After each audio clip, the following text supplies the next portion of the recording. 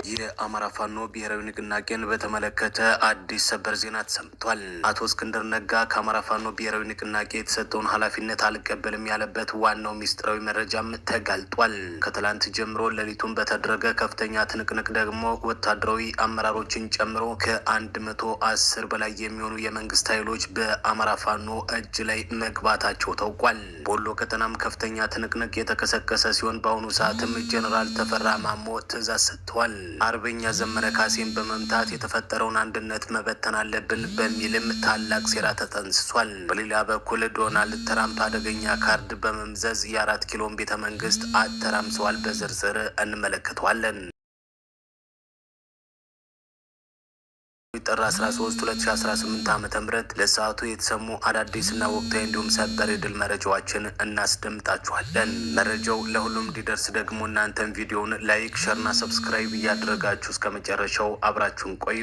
በሁሉም የአማራ ክልል የጦር ግንባሮች እየተገኘ ያለው የአማራ ፋኖ አኩሪ ጀብድ ዛሬም እንደቀጠለ ሲሆን የመንግስት ኃይል ደግሞ በገባበት የአማራ ክልል አካባቢ ሁሉ በፋኖ እየተመታና ዋጋ እየከፈለ መሆኑ ታውቋል። ትላንት ጀምሮ በወሎ ቀጠና ታምራዊ ድል በፋኖ በኩል ተመዝግቧል። የአማራ ፋኖ ብሔራዊ ንቅናቄ ምስራቅ አማራ ቀጠና የምኒልክ ዕዝ የደጋው መብረቅ ኮር ጽናት ክፍለ ጦር በመንግስት ሰራዊት ላይ ከባድ እርምጃ በመውሰድና ሰብአዊ ጉዳት በማድረስም ታላቅ ድልን አስመዝግቧል። ትላንት ጥር 12 2018 ዓ.ም በደላንታ ወረዳ እንጉጥ ቀበሌ ላይ ከቀኑ 7 ሰዓት ጀምረው ከባድ አውደ ውጊያ በማድረግ የመንግስት መከላከያ ሰራዊት የሆኑ ከ29 በላይ የሰራዊት አባላትን በመደምሰስ ከ47 በላይ ደግሞ ቁስለኛ ማድረግም ችለዋል። ከጉባ ላፍቶ ወረዳ ወደ ኩረታ ከተንታ ወረዳና ከደላንታ ወረዳ በግፍ አሰባስቦ በሶስት አቅጣጫ የገባው የመከላከያ ጥምር ሰራዊት መቀበሪያው የእንጉጥና ተራራ ወድቆ የቀረ ሲሆን በህይወት የተረፈው ደግሞ እየሸሸ ወደ የመጣበት ተመልሷል የተባለ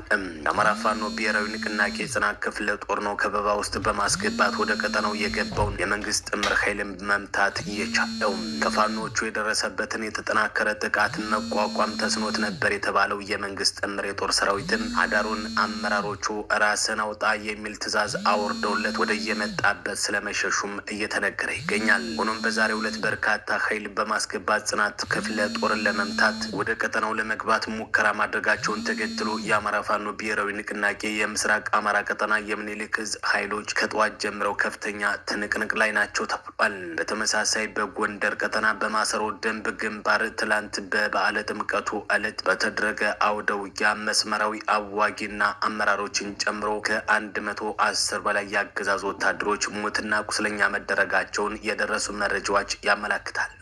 በአማራ ፋኖ ብሔራዊ ንቅናቄ ደጃዝማች በላይ ዘለቀ ዕዝ 4ኛ ኮር በማዕከላዊ አርማጮ ማሰሮ ደንብ ላይ የጠላት አከርካሪን በመስበር ታላቅ ድል ማስመዝገቡን ማረጋገጥ ተችሏል። በአውደ ዓመቱ ምድር የፋኖ ኃይሎች በማሰሮ ደንብ የአገዛዙ ወታደራዊ ካምፖች ድረስ በመግባት ጥቃት ሲያደርሱባቸው ስለመዋላቸውን የተገለጸ የመንግስት ኃይሎች ትላንት መመታታቸውን ተከትሎ ዛሬም አካባቢው ላይ ውጥረት ነግሷል የተባለ እንደ ምንጫችን ገለጻ የአማራ ፋኖ ብሔራዊ ንቅናቄ ሰሜን አማራ ቀጠና በላይ ዕዝ 4ኛ ደጃዝማች ኮር ኃይሎች ናቸው በመንግስት ኃይሎች ላይ ጥቃት ማድረሳቸው የተነገረ ከቀን 11 5ኛ ወር 2018 ዓ.ም ከጠዋቱ 12 ሰዓት ጀምሮ እስከ ትላንት በማዕከላዊ አርማጮ ማሰሮ ደንብ ወረዳ ጃንሱማ ቀበሌ ሽመል በር በተባለ ቦታ ላይ የኮሩ ልዩ ዘመቻና የተከዜ ክፍለ ጦር በጥምረት ወስደውታል በተባለው የደፈጣ ጥቃት በርካታ ቁጥር ያላቸው የመንግስት ኃይሎች ሙትና ቁስለኛ እንዲሁም ምርኮኛ ተደርገዋል። የመንግስት ኃይል የሆነው የ92ኛና 78ኛ ክፍለ ጦር 2 ሬጂመንትና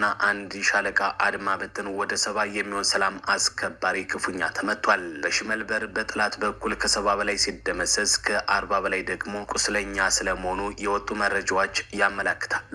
ለጊዜው ስማቸው ያልታወቀ ከፍተኛ አመራሮችም ተደምስሷል። በፋኖ ምት የተበሳጨው የመንግስት ጥምር የጦር ሰራዊት ግን በበቀል ንጹሃን ሰዎችን ኢላማ በማድረግ የአርሶ አደሮችን ህይወት ሲቀጥፍና ቤት ንብረት ሲዋድም መዋሉን የአማራ ፋኖ ብሔራዊ ንቅናቄ አፋብን ሰሜን አማራ ቀጠና በላይ ዕዝ አስታውቋል።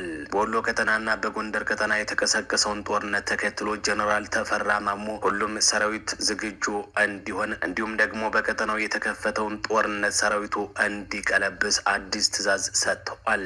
ይህ በእንዲህ እንዳለ ደግሞ የአማራ ፋኖ አፋብን በተመለከተ ሰበር ዜና ዜና ተሰምቷል። እጁን ለመንግስት ለመስጠት ጫፍ ላይ ደርሷል የተባለው አቶ እስክንድር ነጋ በአፋብን የተሰጠውን ኃላፊነት አልቀበልም በማለት ክህደት ፈጽሟል እየተባለ ይገኛል። አቶ እስክንድር ነጋ በአሁኑ ሰዓት ከአፋብን ጋር በተራ አባልነት እቀጥላለሁ እንጂ የተሰጠኝን ኃላፊነት አልቀበልም ይበል እንጂ በአሁኑ ሰዓት እጁን ለመስጠት ከመንግስት ኃይሎች ጋር ንግግር አድርጎ መጨረሱን ስላወቅን አፋብን ከፍተኛ ጥንቃቄ ማድረግ አለበት ሲሉም በርካታ ምንጮች እየተናገሩ ይገኛል።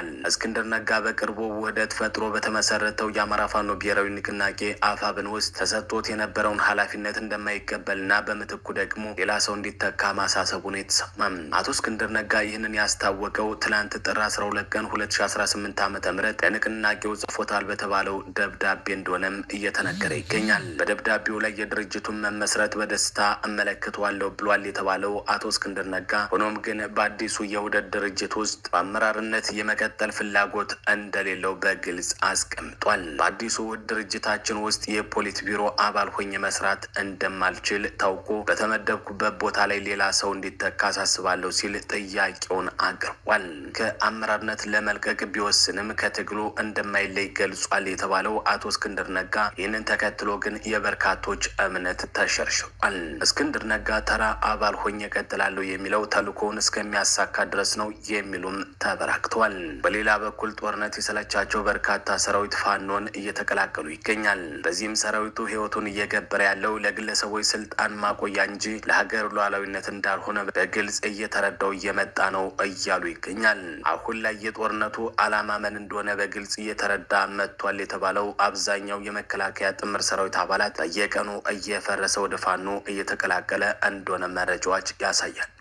አፋብን ከተመሰረተ በትንሽ ቀናት ውስጥ ብቻ የአማራ ፋኖ ብሔራዊ ንቅናቄ አፋብን ቴዎድሮስ እዝ 105ኛ ኮር 66ኛ ክፍለ ጦርን ከነሙሉ ትጥቃቸው አንደኛ 10 አለቃ ካሳውን በለጠ ከ22ኛ ክፍለ ጦር የወጣ ሁለተኛ 10 አለቃ ውቢ አስማማው ከ22ኛ ክፍለ ጦር የወጣ ሶስተኛ አዮብ ከ95ኛ ክፍለ ጦር ቃኝና መሐንዲስ የወጣ አራተኛ ሳላምላክ ገብሮ ከ95ኛ ክፍለ ጦር የከዳ አምስተኛ ቱጃባ ከ95ኛ ክፍለ ጦር የከዳ ስድስተኛ ምክትል 10 አለቃ ቃል አቦርቅዬ ከ95ኛ ክፍለ ጦር የወጣም ሰባተኛ በእውቀት ገዜ ከ95ኛ ክፍለ ጦር የከዳ ስምንተኛ ሸምሱ ሁሴን ከ95ኛ ክፍለ ጦር የከዳ ዘጠነኛ ይስሐቅ ማርቆስ ከቋራ ገለጎ ከተማ በመውጣት ፋኖን ተቀላቅሏል። አሁን ባለው ሁነት የመከላከያ ሰራዊት የመዋጋት ሞራል እጅግ የተመናመነ ነው የተባለ ሲሆን በአብዛኛው የውጊያ አውዶች የመከላከያ ሰራዊት አባላቱ ከ15 ደቂቃ እስከ 30 ደቂቃ ተዋግተው